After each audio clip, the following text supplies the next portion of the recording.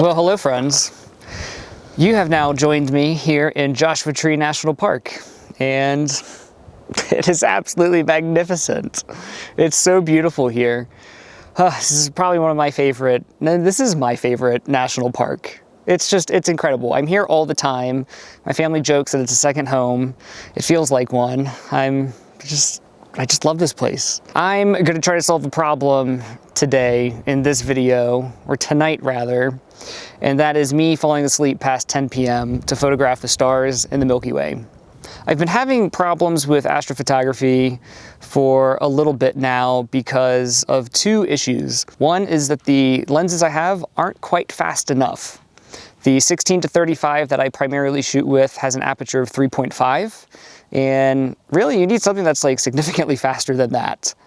The other is the ISO performance on the Leica SL2. Now I know you can stack like 20 or 40 images together and do noise reduction, but if the images aren't coming out cleaner than what I would like, then I don't know. I'm gonna solve these problems with a different camera setup. I'll be shooting the Leica M10 Monochrom, and I'm breaking out the 35mm Summilux-M FLE lens. This has an aperture of 1.4, and that's going to be perfect to allow me to capture as much light as I can. Also, the ISO performance on the Leica M10 Monochrom is insane. If you've done any sort of research on these cameras, you can shoot well past 6400 and have very clean images. Now, the only caveat to this is that this camera only shoots in black and white, so not gonna have any color for these photographs. I've used it before to shoot the stars and some abandoned structures in the desert, and I think the photos have come out really well. I've been pretty happy with them. So we're gonna give it a shot here today in Joshua Tree National Park and see what we can make.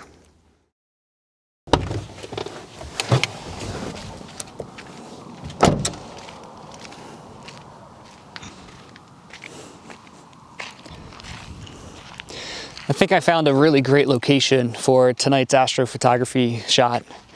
I'm in a beautiful area where there are no rocks or mountains behind the Joshua trees.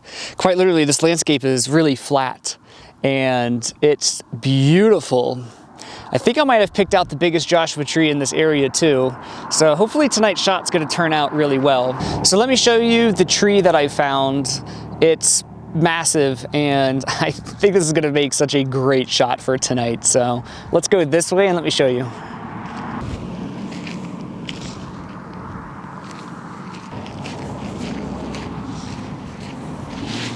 Here it is. This is the tree. Isn't this beautiful? It's pretty cute, but it's not the biggest tree in the park. Let's keep going.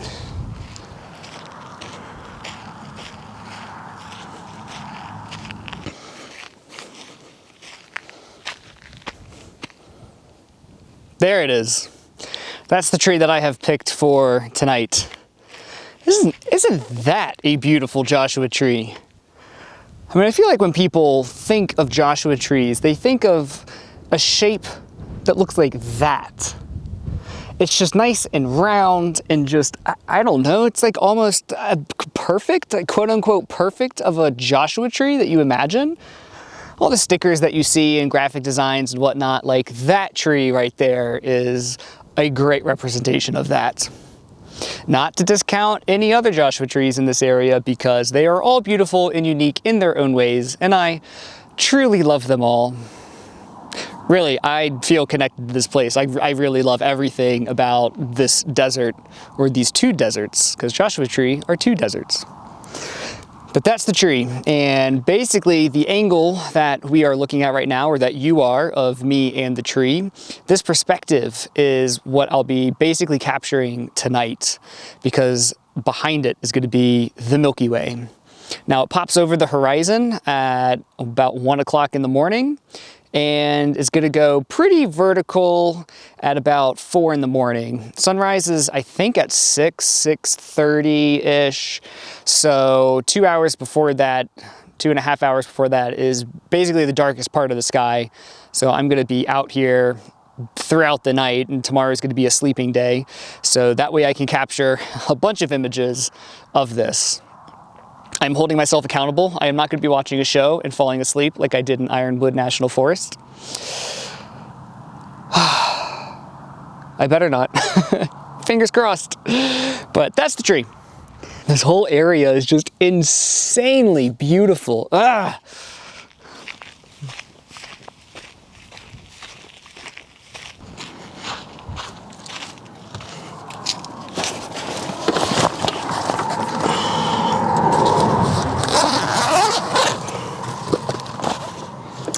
All right, I feel a little silly because,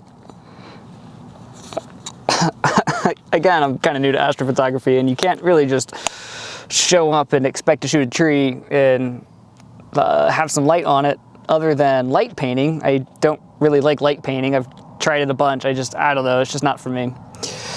So what I need to do is start photographing during golden hour and right after it in the blue hour. So then that way I have my tree lit, and then I can come back in the same location and then shoot the Milky Way and make a composite of the images. That's how I'm intending to make these photos. And I mean, I'll give it a shot and probably have some like silhouetted Joshua trees, but again, I've got to remember that this is black and white, it's not color. So if I just do a silhouette, it might be kind of hard to see because really only the stars are going to be emitted within that silhouette to give you some sort of inclination that this is a Joshua tree in the foreground. So basically I need to pack my bag, get my camera ready, go back out there and start photographing and finding a composition that I really like. So I'm gonna get changed now and pack the bag and head back out, and I'll take you with me. Okay. Oh man, that was a really long hike. I mean, that must be 100 feet from the Jeep. Whew. It's only awkward. I'm only a little out of breath because I'm holding 2 cameras and tripods like this in this heavy backpack. All right, I'm gonna put this down. We're gonna start working on some compositions. I don't need the tripod because I can just hand hold this. We're gonna walk around and see what we can get. Now I know where the Milky Way is gonna be, so I basically need to walk over this way and just kind of find something to shoot. So let's do that.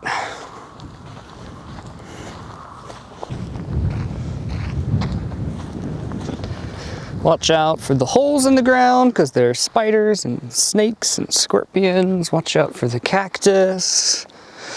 All right, I am shooting 35mm, and I need to find out how to fit this in a frame. So that's what we're gonna do.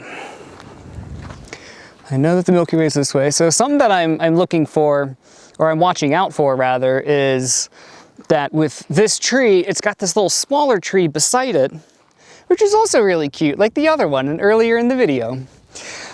But I don't want this to block other trees in the background. I want good separation between the Joshua trees. So that's really my main concern. I'm gonna kind of try to let the foreground fall where it wants to, meaning I'm really just focused on composing the tree and this little tiny one and having good subject separation since it'll be pointed up to the sky a bit. And not really worried about where the bushes are, because sometimes I have a tendency to kind of overcomplicate a composition where I'm like, oh, this bush, I just wish it was over to the left a little bit, and oh, I wish maybe this bush wasn't here, this little patch of dirt was just covered with something, I don't know.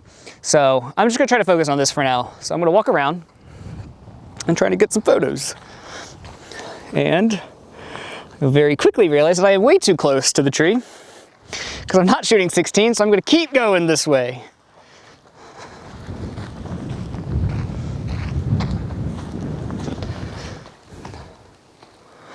All right, oh shit, that looks great. I love that.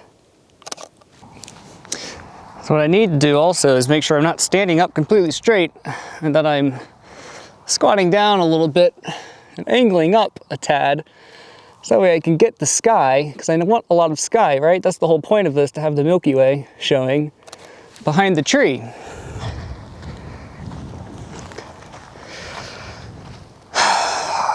I keep gravitating towards this specific area, and I wonder why. Now, a couple of these, I've got the tree dead smack in the center. Now, I feel like it would be cheating a little bit, or it wouldn't be as honest of an image unless I told you, and of course I would tell you, that if I take it from over here, because it's got great lighting, but then the Milky Way is actually over there, and so the Milky Way doesn't quite line up with the composition. That feels not truthful. So then is photography at that point art? All right, so I think I like this composition, or at least this place for my composition. I like having a little bit of foreground, mostly sky, and then the tree smack dab in the center.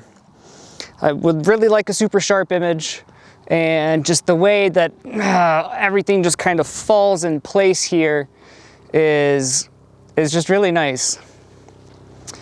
And I'll show you the composition of what that looks like, and maybe you agree.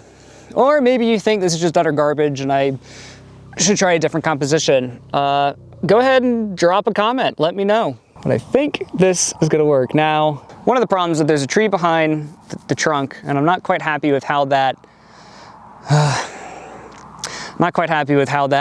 touches the trunk. There's not really good separation there. But I think the most important part here is the smaller tree to the left of this big one. As long as I can get that nice and separated in between some of the other two, I think we're good to go. Actually, you know what? That tree that's touching the trunk in the back isn't bothering me as much as I thought it was going to, so interesting. What I am gonna do is try to straighten it and get maybe a little bit more of that sky in there. I think that's gonna have to be it. And what I'm gonna do is I'm gonna bracket these images. Let's see, I gotta make sure it's sharp. All right, nice and sharp. I'm gonna bracket there. Actually, I'm gonna make sure my ISO is set to 160 instead of 400, so less noise. All right, there's that. That.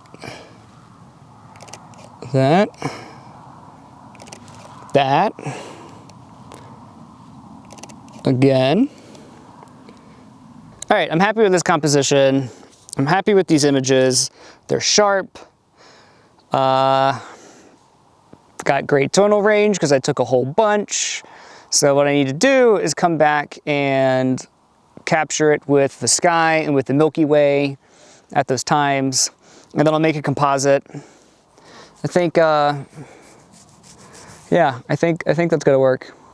It's gonna be really interesting because I've not done something like this with this camera before. So this is an experiment for me, and you get to witness my success or failures.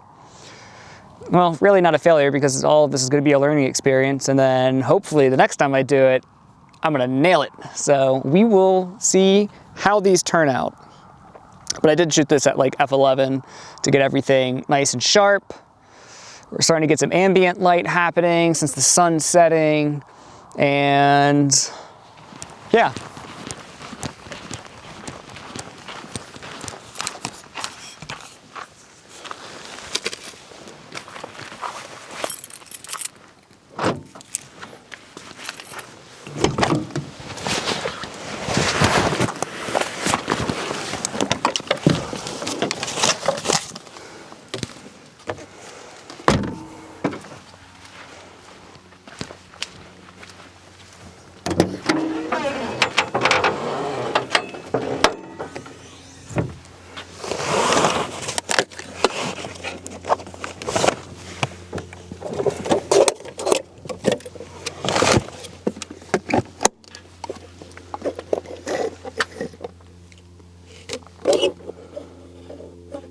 Man, my straw's got a crack in it.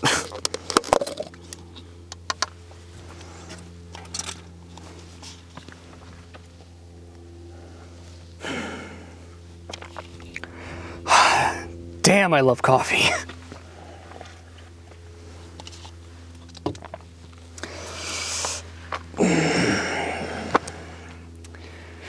And that is a beautiful sunset.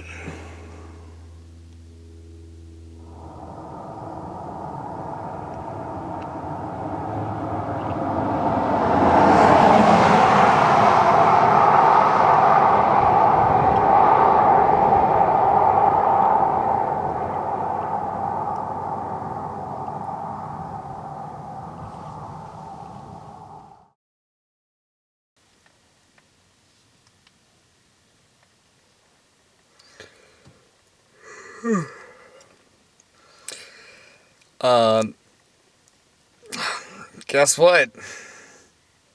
I didn't go to sleep. Do you hear that?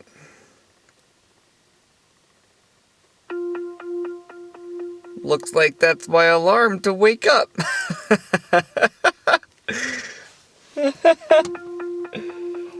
Stop.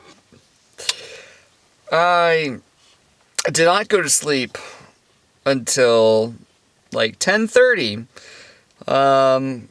Actually maybe 11, because I think I only slept like an hour. I got like an hour nap. It's midnight. And I'm gonna go out and shoot some photos while the moon is still up, so I can get some of that moonlight. It's gonna go down at about 1 o'clock, and then I think the Milky Way is gonna be up by like 4:30. So I'm gonna go out. I'm gonna go shoot some shots with the moon, and then I'm gonna come back and take another nap, and then I'll go back out and shoot the stars again. All right, here we go. Let's do it.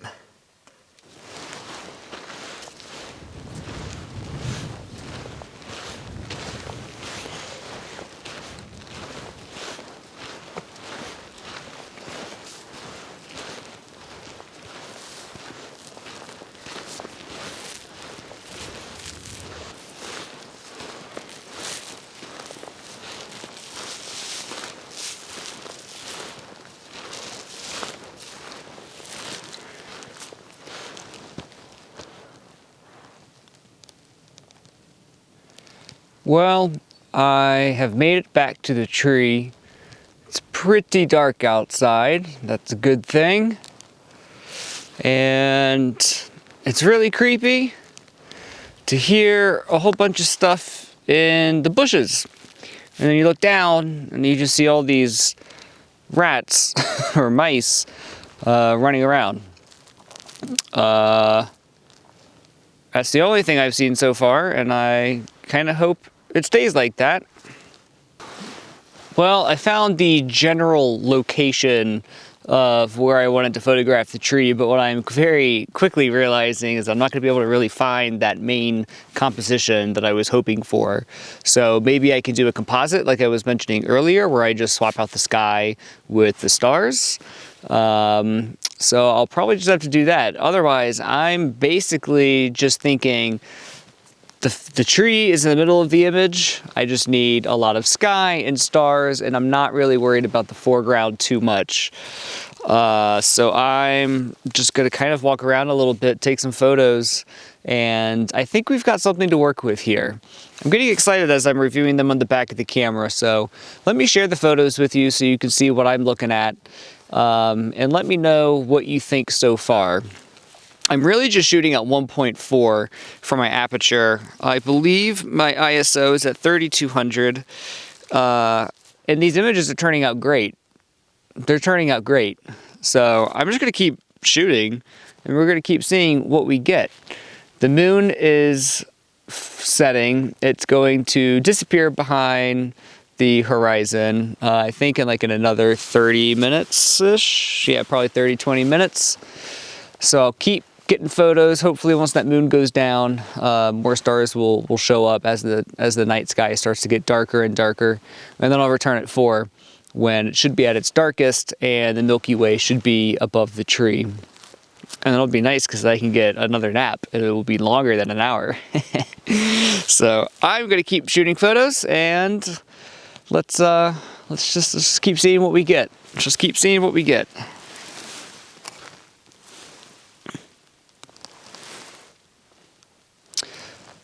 Well, the lesson in this video is that I need to learn how to light paint and not be so stubborn about it and actually get better at that skill.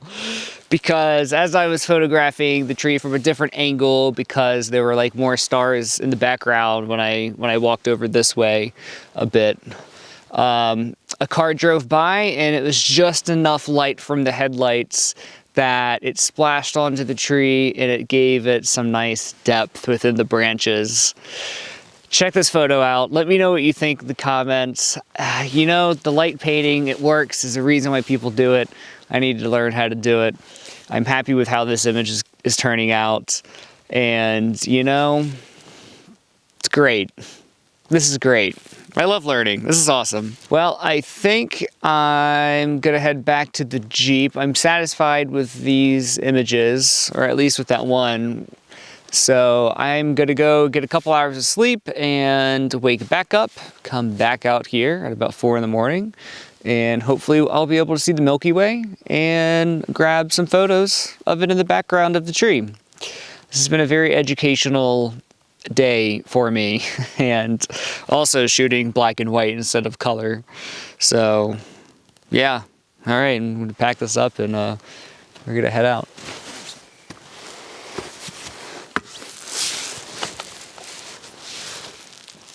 So many sounds around me and all I have seen are mice and I don't know what else is around. So part of me that wants to go explore, but I'm not going to do that. I'm just going to go back to the Jeep.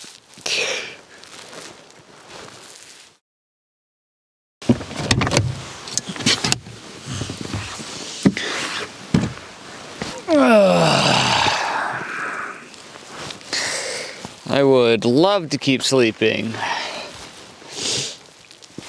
but I need to go capture some images. So that's what we're gonna do. Now, it's pretty cool because it's pretty dark out and I can see the Milky Way with the naked eye. And that is what I think is pretty cool about the desert and dark sky areas, like the ones in Utah. And there's just so many stars out. It's beautiful. Now this bright light that is flashing on me is completely killing my night vision. So I'm gonna have to rely a lot on just looking at the camera to see what I capture and kind of where I'm pointing the camera in the general direction. So I use the red light. It's because the red light helps preserve your night vision. So I'm going to turn this off. I'm going to go take some photos and then I'm going to come back and head back to my campsite and then pass out because I would like some sleep. I am now feeling pretty exhausted. So I'm going to go capture some photos. See, I can't even talk. I can't even think straight. I'm gonna go get some photos and then I'm gonna go back to bed. So I will catch you in the morning and we'll review some of the photos. Well, that was an extremely humbling experience. After filming all night, I decided to take a couple days to reflect on my experience and review the images that I captured, because I realized I'm not the best astrophotographer and, well, really I'm having a lot of trouble, and so I need to educate myself to take better images. I also want to be able to share my knowledge and help you improve in your photography. I decided to learn from the pros and I watched some videos from John Weatherby, who takes incredible images of the Milky Way and moonscapes and night shots, and I just love his work.